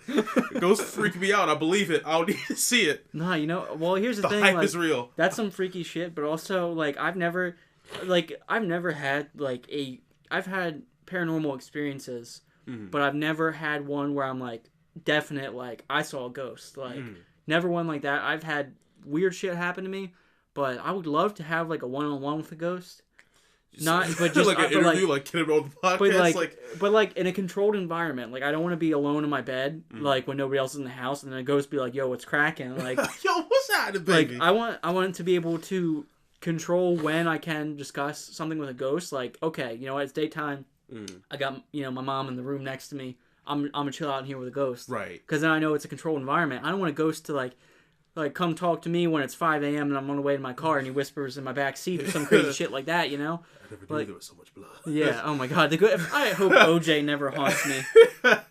I would say my best bet, because I think it might be able to work, you'd have to go with someone, because I think they're like special people, like I think Team ex-girlfriend, namely, they're like, I think they're called like indigo children or something like that. Yeah. Where they just like, they're just able to experience the supernatural in that way. Yeah, I feel like I definitely believe there are people out there who have deeper connections. Yeah, than we do. Because I feel like there's at least some part of your brain or like being or whatever that can connect to those, but you just can't channel it properly. Yeah, I feel like some people have like stronger, connections. Yeah, like I think that just might be like a bloodline thing. Cause, ex-girlfriend, I knew she was like super into like witchcraft and stuff like that. That's some other freaky shit. And like I think she had family that was actually kind of into that too. Like she said she went to like Salem and she said it was fucking incredible. Wow. Like, she had this and there are people there too who like same things as like her, like they just feel ghosts and premonitions, stuff like that. I never asked my boss Timo about it, but I'm sure he has someone in his family who is like linked to that shit. That'd be great. Yeah. So, but like there's besides the odd occurrences like footsteps and stuff you've passed off as being just it was nothing. Is there anything else that you've had happen to you strange or weird where you're like, that was definitely something paranormal? I mean, dear God. It's okay if you can't remember. Like, I don't think so. I think they've all just been really weird. Yeah. Just like it's like science just acting up or whatever. Yeah. Yeah, I don't think I've ever like had a definitive like that was weird or pass it off as a ghost type thing. I could, but the story you told me about you getting a phone call from inside your house when you're the only one there. That sounded weird to me, at least when you told me that story. Here's how... my God, yeah, that did... What the fuck, that did happen. Did you just remember? Is that like something you repressed? Because it might... Because I think I have a lot of repressed memories. Well, mine can only hold so much. So I do remember that. It was like... I was getting a call from the house. It was like the house number in I had Comcast, so it would pop up on the TV. Yeah. And I remember it popping up, and I saw it, and I was like... But it stopped ringing. Like, it was like 1-2 rings, and it stopped. Yeah. And, like, I was like, fuck me, what? Yeah. Okay, alright, yeah. Oh my God, I do remember that. Is there anything else to that, or was it just like you got a phone? No, it was literally, I think I tried to talk to my grandmother and ask, say, hey, did someone try to call the house earlier? Did someone from here try to call it? Because it's all under her name, so if it pops up, it'll say, like, Jackie Harris. Like, even on my old phone, if I called another person, it would pop up Jackie Harris. And she said, no, I don't think so. And that's what was so odd, because at first I thought it was just like, oh, maybe it's just someone who lives here who called the house. Yeah. And the caller ID popped up for the thing instead of their name or whatever, or their phone number or whatever. Right. But yeah, I don't think anyone called the house. That's weird. And it was just an odd occurrence that I just kind of shook off. But like, whenever I get a little freaked out about something going on, I literally just close my door and lock the door. Like, you know what? I don't need to go do anything out here anymore. If you ever feel like you're being haunted by a ghost or whatever, just drop your pants and start masturbating. That way it'll be too awkward for them to. Yeah. Yeah. That's like, I feel like that's the best way. Like, I've heard stories online of people like, they'll be in the room and they'll hear something creepy and they just drop trowel and start going at it. Start pounding their meat. Because I feel like if I was honestly, if I was a ghost and I was about to like haunt somebody, I walk up to them like, make some weird noise, and then they start jacking into it. They're having a great time. I'm like, nah, this is awkward. I'm walking away. You gotta think like a ghost. Like, ghosts don't care about that shit. They're probably, I don't know. Probably gonna come in there and go, yes, oh, yes. God. It's like, wait, go away. This is not working anymore. Oh God. But my biggest fear with ghosts, I don't even think is being haunted or being tormented by one. I could imagine that because probably fucked me up mentally. Is I don't want to be somewhere haunted. And then just for some odd reason turn around and it's just like a ghost just all fucked up looking at me. Cause that would just ruin my night. Like, man. I feel like... Go away. Yeah, I feel like seeing like a very stereotypical like ghost would really bother me. Like, I've never seen a full apparition. And I feel like I don't know. I feel like if I were to see one, I would at least want it to be like just a normal person. Like, After my dad passed away, I'm a very like spiritual person in a sense. For sure. Yeah, and I strongly believed after my dad passed away I would see him, but I haven't seen him.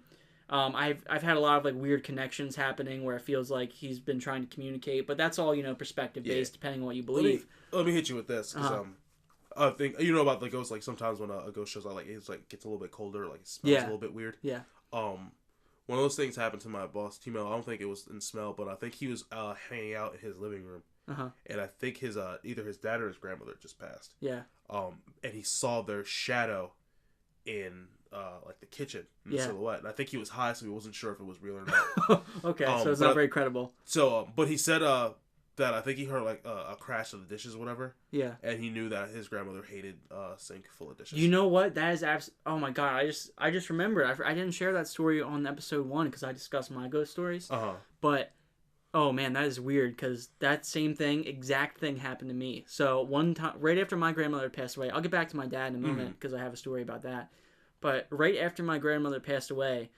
This was her house, by the way, the house we're in now. Oh, is it really? This was her house, yeah. Word. But she didn't pass away in the house. She passed away at the hospital. Oh, okay. Which her spirit's probably still in the house, though. So after she passed away, we put a picture of her right above the sink, like where like we had an angel next to it and it said love. Yeah. Nice little family remembrance thing. For sure. Right above like the little ledge I have in my sink. I had dishes in the sink and an empty milk jug that was like sitting next to the sink. Because when I don't feel like going out to the recycling bin or whatever and putting what I need to in the recycling bin, I'll just leave it next to the sink. Like, you know what? I'll get it later. For sure. Sitting in my game room, right? Chilling. I hear the dishes, like, rattle. Like, somebody shook the sink and the milk jug, like, in the sink. Okay. And I was, like, chilling in the game room. I knew exactly, like, it sounded like somebody was doing the dishes in the room next door. I was the only one home. And I did exactly what you do. I said, fuck that shit. Shut the door. Waited for my mom to get home. As soon as I heard somebody walk through the door, I went into the kitchen to investigate. So, like, I was like, I gotta figure out what's going on. Yeah. And I walked into the kitchen, and the dishes were all, like, fucked up, like, not how I left them. Yeah. The milk jug was in the sink. And I, like, turned to my mom, like, you didn't touch the sink, right? And she's like, I just got home. And I was like, okay, because this was not like this when I was home alone. She's like... Well, I didn't realize at the time, but she pointed out a picture of my grandmother on the ledge of the the windowsill, and she said, "Your grandmother hated dishes." Like, I guess that's just an old grandma thing. She was like, "Well, fuck this, do the dishes." Like, what the fuck are you doing? God damn it. Like, and it's it's weird. I guess like ghosts have those same connections they had as their former self, because with my great grandmother, when my nephew was little, he was one of my nephews. He was jumping up and down on a bed in the bedroom. And he came out crying to my mom and said Like, she was like, what's wrong? And he said, a mean old lady told me to stop jumping on the bed, like a grandmother would do. Right. And she thought, oh, whatever, imaginations. Yeah. Later that day, she was, like, carrying him through the hallway, and he pointed at a picture of my great-grandmother on a shelf and said, that's the mean old lady who was yelling at me to jump. Fuck me, dude. Yeah. Holy God. Yeah, so that's, like, I mean, I don't think my great-grandmother would be, like, actively trying to be mean, but you know how grandmothers are, like, stern. Look, stop being... Yeah, stop jumping up and down on the bed. What's your doing, laddie? Yeah. But yeah, weird stuff like that, and then yeah, have you had anything like happen with us since your dad's passing? Like, has he had like has any weird stuff happened in that regard? Well, okay, so there's a lot of skeptical things I could say that most people who are like skeptical will be like, yeah, it's probably just your brain coming up with reasoning. Sure. Because there's a thing, I forget what it's called, but it's a fallacy. It's like when you're thinking of a song on the radio and it doesn't come on, and it doesn't come on, and it doesn't come on, and it doesn't come on, you forget all the times it doesn't come on, but then the one time it does come on, you're like, that's weird, I was just thinking of it. Yeah. But really, the odds are, how many times you're going to think of a song and then eventually it does come on the radio. Right. Or something like that, or a TV show. But with my dad, there was a lot of things like, right before he passed away, he had set up a birdhouse in the backyard for like birds to come. It was like one of those things, he had just been diagnosed with cancer. He's like, I'm gonna sit outside, I'm gonna set up a birdhouse, let the birds fly, hang out with them. After he passed away from the hospital, I went outside and I was like real sad, sat on the step, and like, I'm a religious person, so I felt like I could talk to my dad in that sense. I just like talking to myself, and I'm like, I'm really sorry this happened, but don't worry about me. I'm going to be okay. Just look after my mom and my sisters and all them. Because I felt like I was out of all of them the strongest one, not to like try and sound like tough or anything, because it was still sad.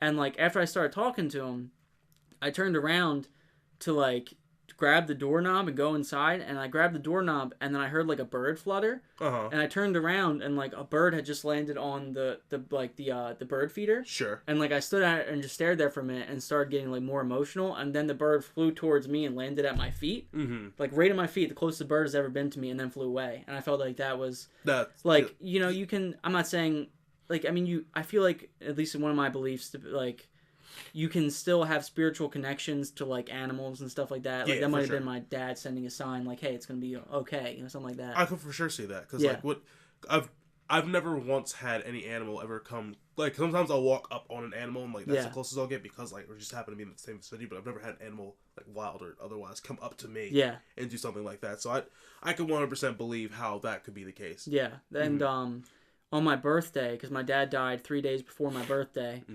I was walking, we were using Google, you were there, I think, were you? Yeah, we came out on my birthday. I don't think I told anybody this, because I don't like to project these things out to people. For sure. Because I know it makes people uncomfortable, depending on what you believe or not. But one of the things, we were walking to a bar, and I was using Google Maps to get to the bar, and a window popped up. It's like, do you want to listen to music while you're walking? And I was like, yeah, that's a cool feature. So I clicked on it, and the first song that came up, it was a jazz song, and the name of it was One for Daddy-O. And I thought that was like, again, that could be one of those things where you're like, yeah, it could be. Yeah, like the chances of it. Yeah, but I mean, still, it was like, it was just a nice jazz song, One for Daddy-O popped up. And I was like, oh, that's nice. And then when we got to the bar, we sat down and I ordered a flight of beer, and I took a picture of it. On the flight of the beer, the word son was carved into the, like, how people, like, they'll carve stuff into, like, tables or whatever. S-O-N was, like, covered and, like, carved into the thing. I looked at it and I was like, I think I showed it to, like, Tim or Tyler, whoever we were out with, and I was like, am I, like, hallucinating? What does this say? And they said, it says son. And, like, I didn't take it past that because I didn't want to be like, oh, it's my dad saying hi to me. Daddy! Yeah. But, like, I took that as, like, maybe. Who knows? Yeah, one of those things, like, when you, like, I'm sure it's with the human mind, but, like, when certain things, like, happen, like, you just kind of make X and Y connections. Right. Like, but, like, again, like, I don't think I have that type of spiritual connection where I can see full apparitions. But my grandmother, not the one who has passed away, but the one on my dad's side, who I call mum, I should say my mum, because I had my grandma and I have my mum who's still alive. Soon after my dad passed away, this is actually probably about a month ago, so it wasn't right after, but she was at her home. She was in the kitchen, like doing the dishes, doing something. I don't know what it is with ghosts and dishes, but apparently they're attracted to that. She was doing the dishes, and she, like, felt something bump into her, and she thought it was her husband, my pup-up. Right. She's like, oh, you startled me. She turned around, and it wasn't my pup-up, it was my dad. standing there, like a full apparition, like stereotypical what you would see of a ghost. Mm-hmm. And he didn't say anything. She like was speechless, and then he smiled at her and then disappeared. That's and crazy. Yeah, and then she like called in my pup, and he ran in. She's like all like hysterical, whatever. Yeah, like you just seen a ghost. You just seen a ghost, yeah. And she explained the story to them, and like, you know, you could say like, oh, it's imagining things, or your mind playing tricks on you. But I've never had my mind like fuck with me like that deep. Like I've had stuff like, yeah, okay, that might have been my mind playing tricks on me. But if I were to, you know, I believe her. She has no reason to lie. Yeah, like I think, well, because I also believe one paranormal activity is the highest, like, is when someone like close to you passed. Yeah. Like, they just make the rounds. It's like, yeah, I'm about to dip. Right. You'll be all right. Or like, yeah. I'm glad I got to see you one more time or whatever. Right. Like they've got unfinished business. Yeah, they're making their peace before they go wherever the hell they're going to go. So yeah, like I 100% believe that, because like I just hear stories about people when someone passes, like just some like weird odd occurrence just happens. Yeah. And it never happens again. So like, yeah, like I 100% believe her as well. Yeah. I got my palm read in Vegas, and when I sat down with the palm reader, one of the things she said to me, she was like, immediately, like, somebody close to you just passed away. And this was in January, so my dad had been dead for 3 months. Okay. And I'm like, yeah. And she's like, who was it? And I was like, it's my dad. And she said, okay, but there's somebody else too who passed away, not like super close, but also somebody who is close to you. This person's more like a guardian angel. And I was like, that's my grandma. And she like smiled. She's like, yeah. She said, you know that they're both always with you, right? Like spiritually. And I was like, that really like freaked me out. And she said a whole bunch of like other stuff that really related to my life. And it's just, I find the whole thing like very fascinating when it comes to paranormal stuff, which is why I make it a topic on this podcast. There are other podcasts who also do it, so in a way you could see I'm copying them. But it's just such a fun thing to talk about. Yeah, the paranormal is such a...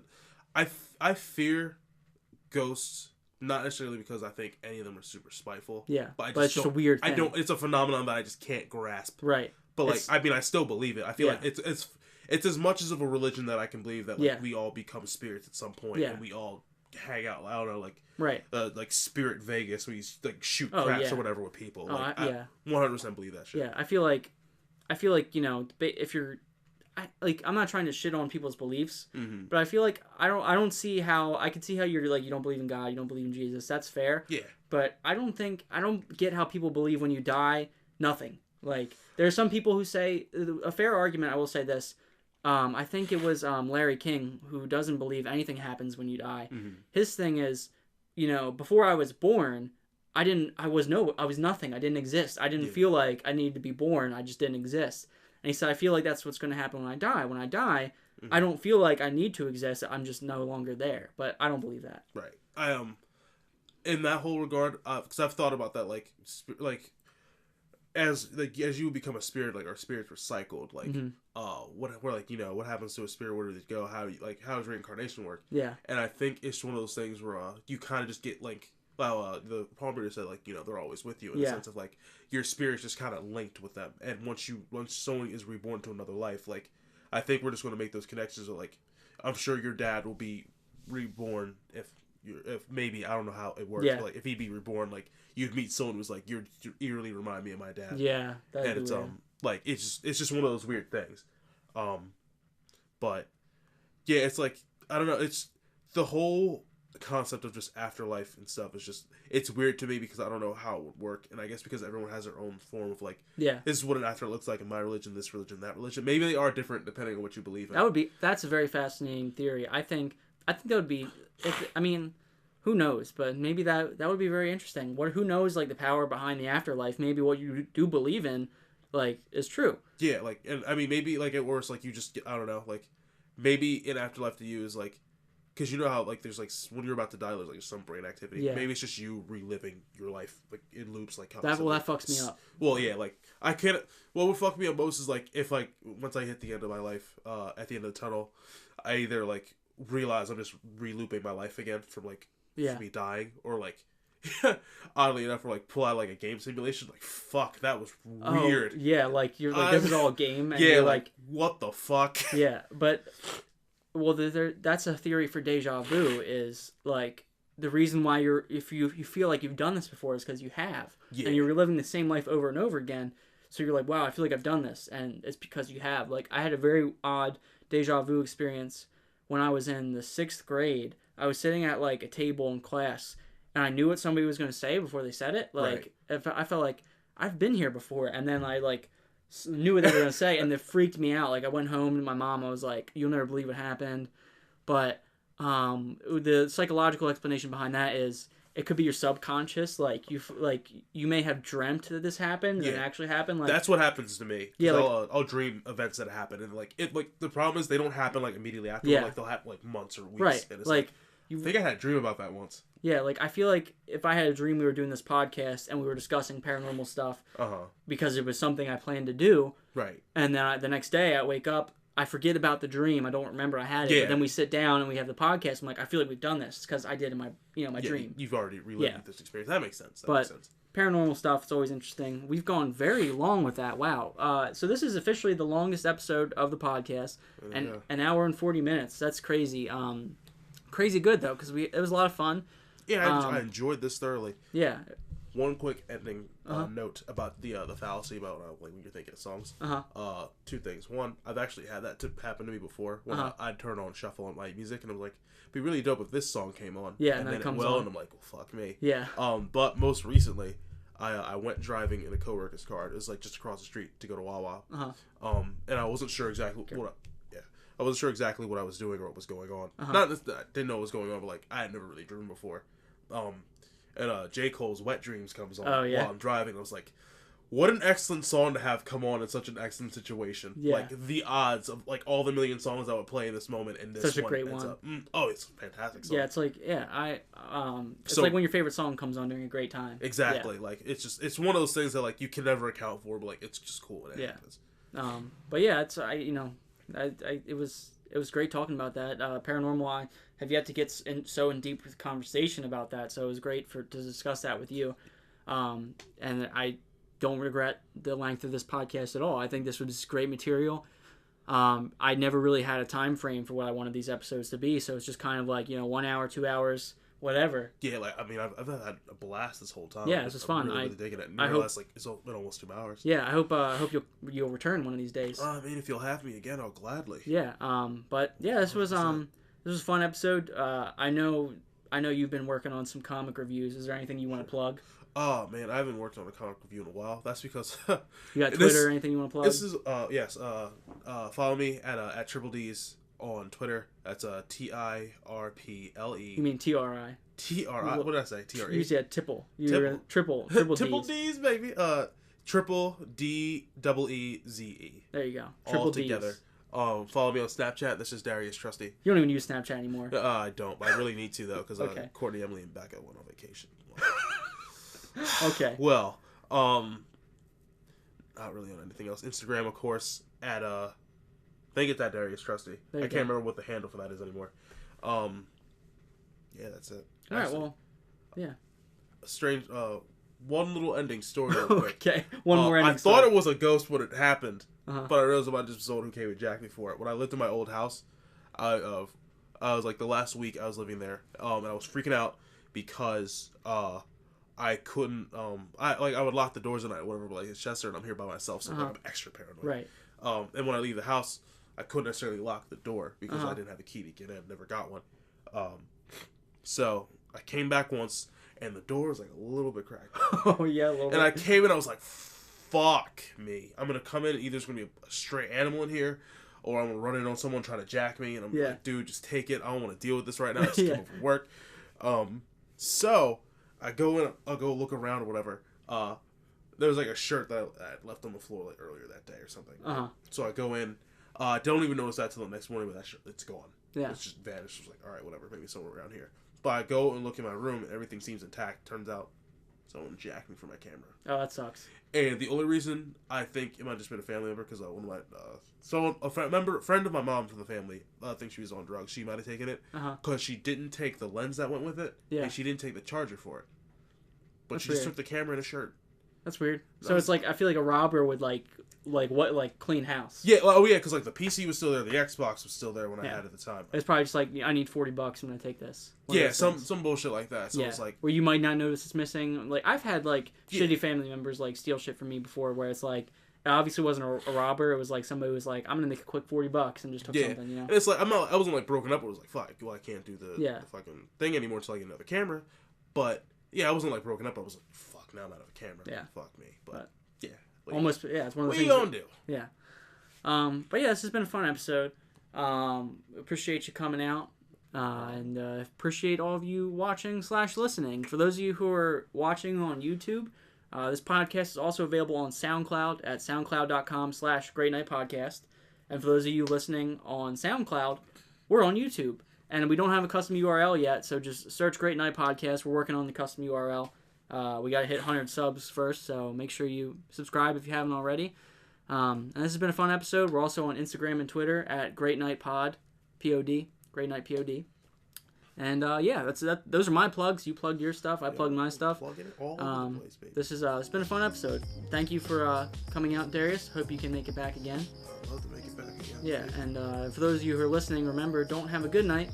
Have a great night. Have a great night, everybody. Thank you so much for listening, and we will see you next Friday at 6 p.m. Thanks. Bush did 9/11.